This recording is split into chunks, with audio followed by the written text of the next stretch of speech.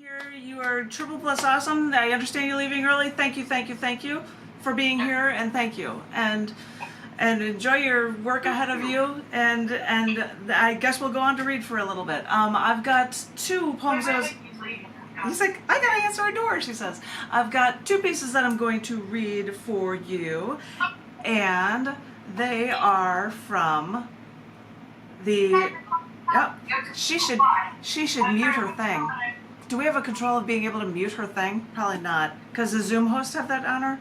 I don't know if John can or not. No, I can. Mute your thing or two. Thank you. She's going to sign off then. Thank you. Bye. Bye. Thanks. Thank you. I was going to share with you two poems that are from the most recent Down the Dirt collection book, because there are new books coming out tomorrow from Down the Dirt and CC&D, so this is the last time you're going to hear from this one, and there are Buddha heads on this one, and this book is titled Instant Karma. And I thought I would share with you two pieces from this, and I hope you like them. And actually, the first one I'm going to do is not only in this book, but it's also in every event of the year book, because I talk about having things related to events. Because I decided to write a poem every day in 2019, I was looking for things to do, and I'm like, I'm going to look for events and things that happened throughout history. And I came up with so many that I've got a 2-volume set of things for different events that were going on. And so this is actually something that was written on June 28th for National Insurance Awareness Day. I'm going to find that in this book, holy cow. But this poem is for that, and it is titled, Know When to Play It Safe. After working in corporate America for years, I decided that, what the hey, I've saved a lot of dough after living in a big city. I can act like one of those trust fund brats and quit my job and take a year off and travel. And after I got my travel plans in order, I quit my job. I then thought, wait a minute. I never use my health insurance. I mean, sure, by law I need to get car insurance, but why am I paying for health insurance if I never use it? And that is when my travel friend said to me, no, you better get it. You have no idea what will happen, so just get it. And this was coming from someone who is, as a rule, got into a car accident every month. But that's not me. So I'm missane, I thought, misresponsible. Nothing ever happens to me. But after I grumbled a little, I took their advice. And so I paid for health insurance that I never used while driving around the United States by car. And it was after I was back in town, driving over to my parents', I stopped in an intersection, and a car, speeding and texting on a 55-mile-per-hour road, slammed my stopped car into oncoming traffic when another car hit me, and they left skid marks from my tires for over 108 feet. And I'm sorry, but all the details from that day are all eyewitness accounts from what others saw, because I remember nothing from that day. I wasn't breathing. My skull was broken in 3 places. I was almost dead. Good thing the hospital I was born in was only 2 miles away on the same road, so they didn't wait. They didn't wait 20 minutes before a helicopter pad would come to expedite my emergency room arrival. They were busy trying to save me, so they didn't even know my purse had fallen under my car's seat, and they had no idea who I was.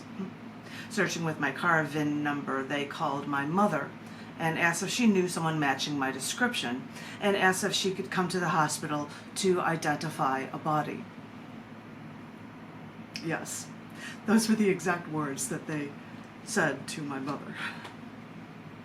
After my mother and father were there, the hospital then asked if they knew if I had any health insurance, because after seeing the dire state I was in, they didn't know if I should remain there or be shipped over to Cook County for care.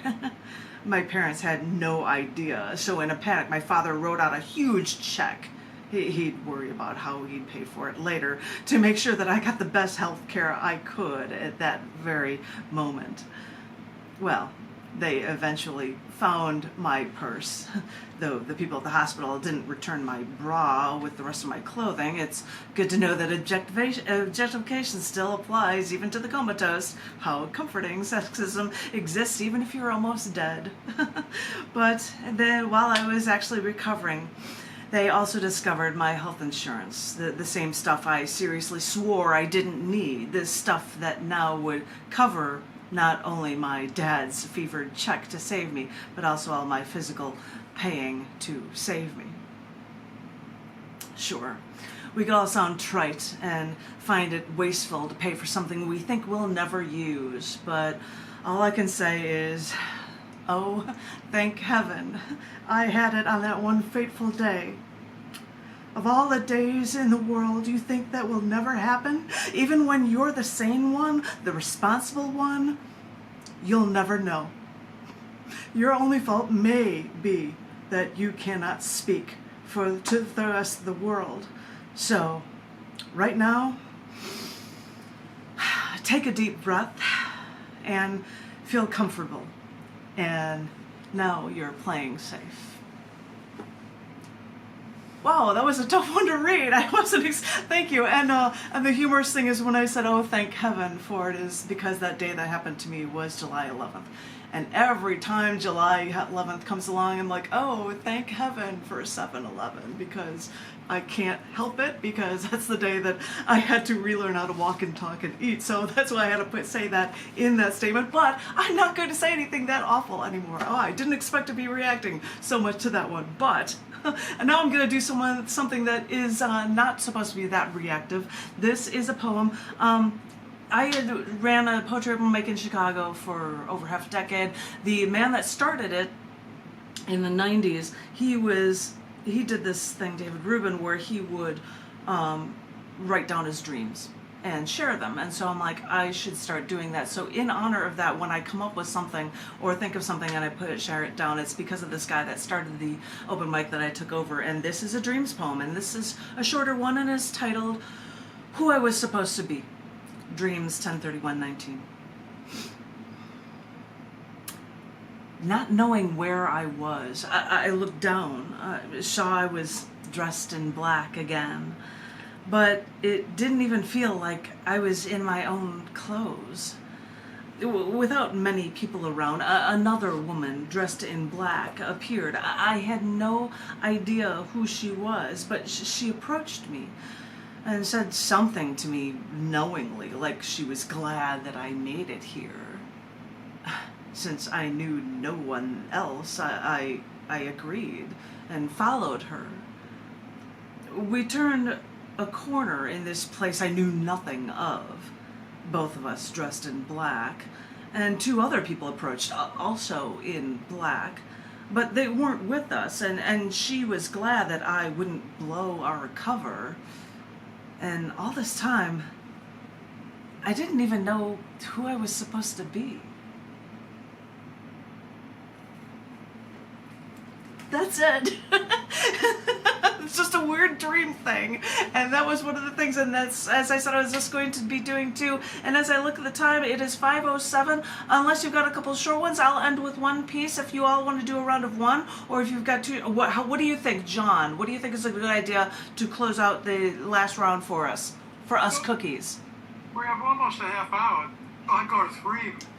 Okay, I'll end with one long one, and I will say, Richard Ked, I may have read this one somewhere here before, but I've got a different version of it, so don't feel bad if you think you've shared something more than once, because I'm gonna maybe do that now, so don't even worry about it. So we'll go for our final round, so yippee skippy. I hope that you are ready. John, my darling, take it away.